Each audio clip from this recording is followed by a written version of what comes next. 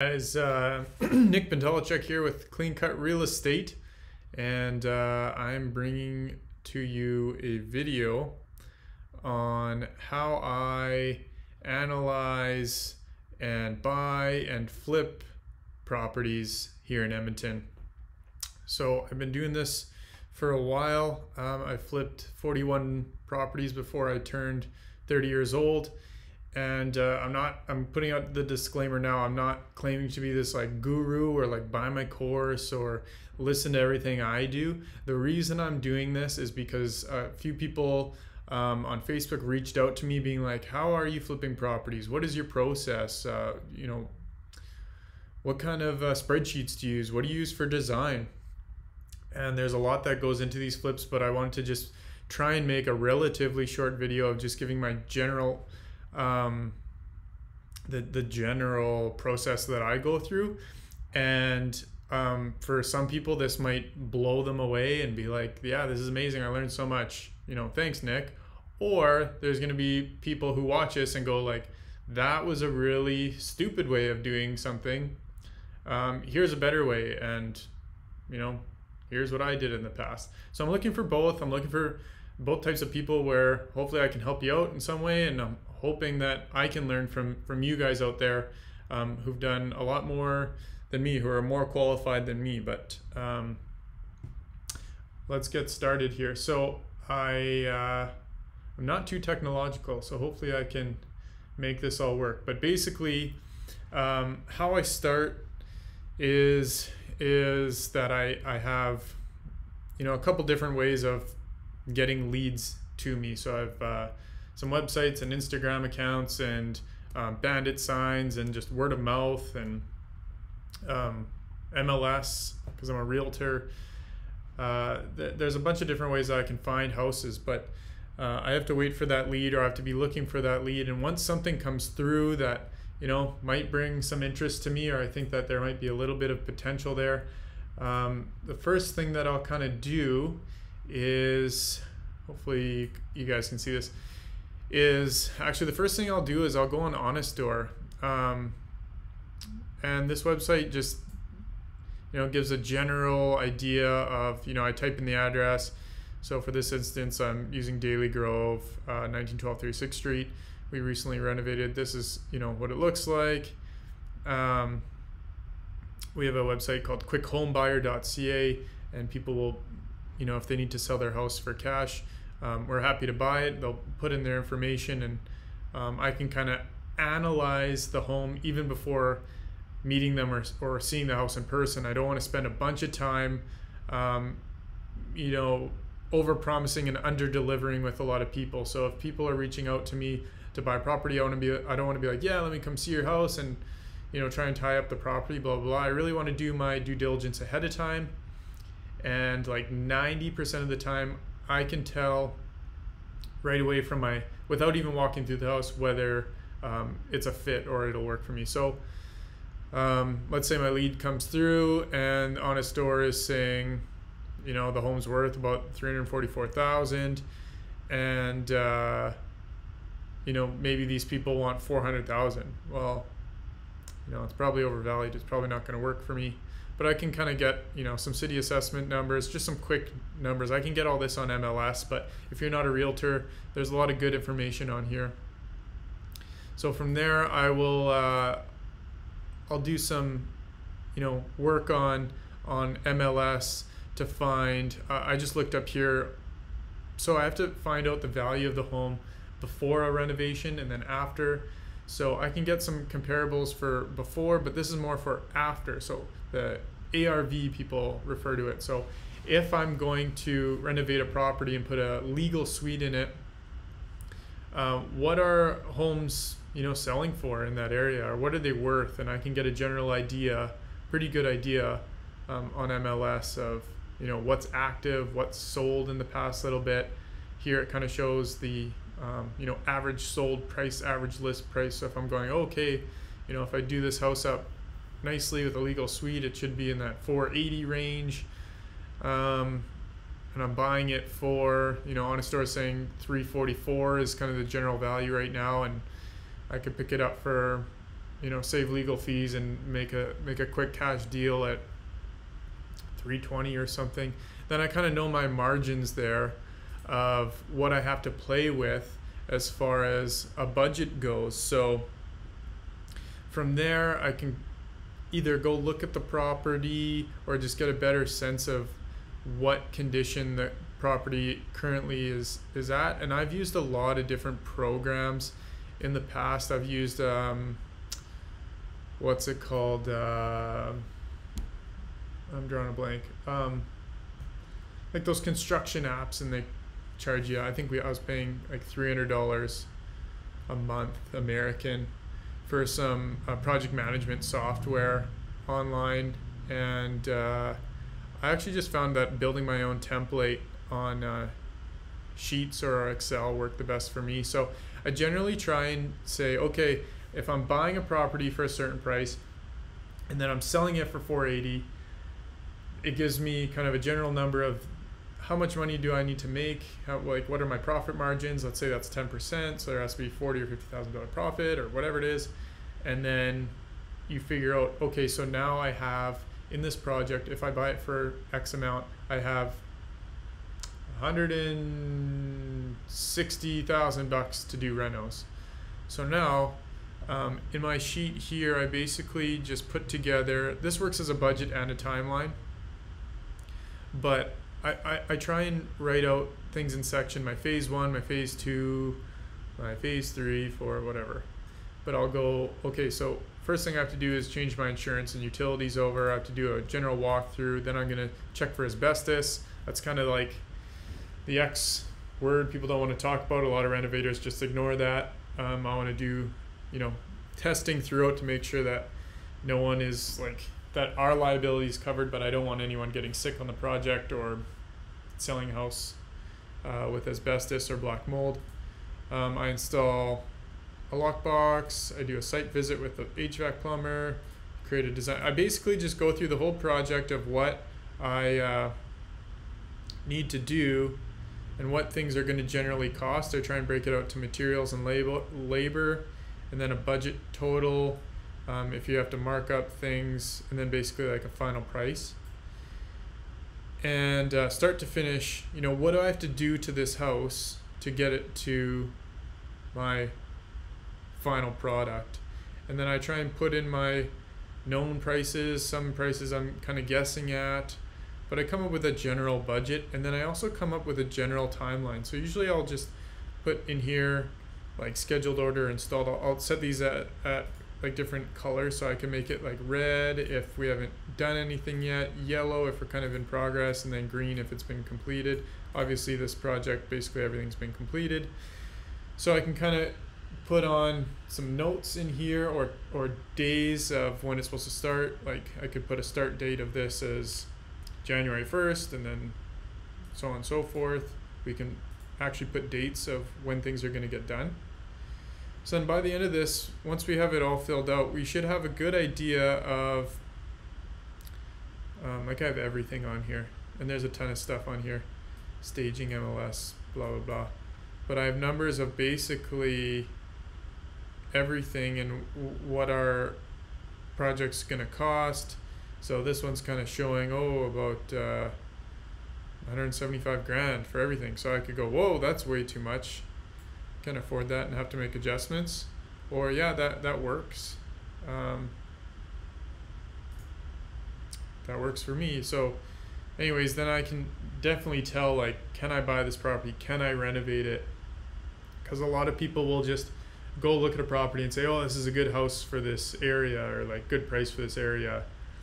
And a lot of realtors will say, oh, buy at 300 and renovate for 100,000, and then enter for 400,000, then sell for 500,000, right? So is that actually realistic or practical? I don't know. You're only going to know with actually doing some due diligence and actually putting your numbers together. So that's what I found works for me. So now once that's looking good, I also put together here like a pro forma of, okay, if we're gonna rent this, what would we have to sell it for? what are the mortgage rates right now, what could the upstairs be rented for, what could the downstairs be rented for, garage, blah, blah, blah. What are the returns here? Because if I'm going to sell this to an investor, I better have good returns and those numbers making sense. So I want to make sure that, you know, those numbers make sense as well. So, okay, the numbers make sense. This is a project I'm interested in. I buy it. So we buy cash. A lot of other people work with investors or different lenders or whatever. Yeah, you get your financing in order. You buy the property and have the project. Now we own this project. So my next step is, once we have a project, from there, my process is, a lot of people are just like, oh, well, you just come up with, you know, you pick some finishings and you put a bedroom here and a bedroom there. A lot of people are just very general when they do renovations or flip a house, and I just find that like it all comes down to the details, and there is a lot of prep work before doing anything on a property. So what I do is I walk through, that's not the right video. I'll walk through a property and I film the house. So here's just level 3 of that one, and here's kind of what it looked like before. It's obviously a mess, but I want to get a really solid video, and I do this of every floor of the house, to show what it looks like as is, so that when I go back to design the place of what I want to look at, I don't have to go to the house a million times. I can refer to, okay, there's a plug here, or okay, here's the supporting wall here, oh, an existing closet, a light is about here, the windows here. Like, I can just go back, even switches. Like, I try and really film everything. Bulkheads, like a lot of 2D drawings, you just forget about bulkheads. How's that going to work? So I always get a really detailed video of the house and each floor of the before. And then from there, I use a design program. I've used a ton of different design programs. I keep pulling up the wrong stuff. I use a ton of different design programs. I have in the past. I've used SketchUp. I've used a bunch of iPad apps. I've used so many. What's worked best for me is, it's called Neo. It's by Foyr, F-O-Y-R. I'm not getting paid by them or anything. I'm just being straight up of what's worked really well for me. So actually, sorry, before this stage, I will actually go to the property and I draw it out by hand, and I have my little laser measurer and my measuring tape, and each level of the house I'll write down, like the ceiling height, where the plugs are. I draw out everything and get all the dimensions, but obviously I can't do any kind of working drawings from this, so I just get it onto a pad of paper and get as much detail as I can, where bulkheads are, where plugs are, where switches are, windows heights, blah blah blah. I take that home, put it into my computer, into this Foyr program, and what that allows me to do is create, and I did per level here, but I can create a blueprint, a solid blueprint of what it looks like right now. And that allows me to be able to start designing and planning out how I'm going to make this space look. So the great thing about this design program is that it has it in 2D, but then you can also very quickly and easily turn it into a 3D rendering. You can add furniture, and you can walk through that space, which is awesome. And then I can play with different sizes of cabinets, and if I want to go black appliances, white appliances, what kind of door hardware do I want, shelves, what kind of lights do I want. So here's kind of my initial design or thought process of what I wanted to do with this space, and this program allows me to do that quite quickly and easily, and get my drawings. So I really like Foyr, Foyr Neo. So once I kind of have my preliminary drawings of what stage the house is in currently, then I'm usually gonna meet up with my main tradespeople, so like my electrician, HVAC, plumber, maybe my demolition guys, and walk through the house to be like, hey, here's my general idea of what I want to do with the space. Is that possible? Then, once I get some general numbers from there, I'm going back to my budget. I'm inputting different numbers, different timelines, different dates, and just refining things. So then I'm gonna keep doing that until my budget makes sense with my design and the timeline, like everything kind of lines up. And then after that's done, I'm going, okay, yeah, I really like my design here. This is a good flip, good house. And what I create from there is I try and do working drawings. So if an architect is needed on a project, like sometimes we'll actually get architectural professional drawings done up if we're doing like an addition, or we're putting up engineered beams, or we're doing building a new house. But for these renos, I find that I just want some kind of working drawings that don't cost me $1 million, but allow my tradespeople to know kind of what has to be done, and give them a sense of the project. And I can leave a copy of this on my site, so that on the job site, so that they can see, okay, this is what it's going to look like at the end. And I try and go like, here's some general notes, here's the proposed layout. Then I have like a demolition plan. I try and make some notes on there. Remove this, keep that, taking out this beam, doing that. Then I come up with like a framing plan. Here's some HVAC notes, here's some plumbing notes, here's what kind of fixtures we're doing. I've drywall, insulation, framing plan. So I even put on there like what size of door, what way is it swinging. I try and put as much detail. Insulation. We have so many different details within a project that I try and just include in one of these packages, so that I am getting that, I'm not leaving confusion. So even for like the electrician, I'm going, okay, these certain lights are connected to this switch, and these lights are connected to that switch. So it just all makes sense in the end.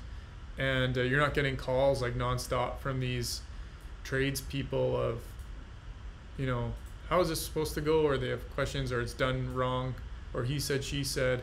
I try and have some kind of general plan for those guys to go off of.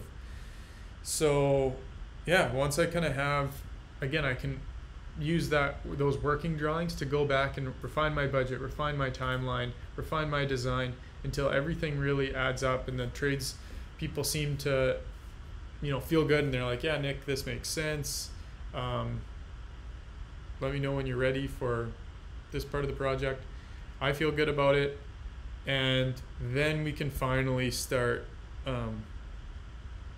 working on the project. Once we go through the project, things are always going to change. That's just inevitable. You're going to change certain design things.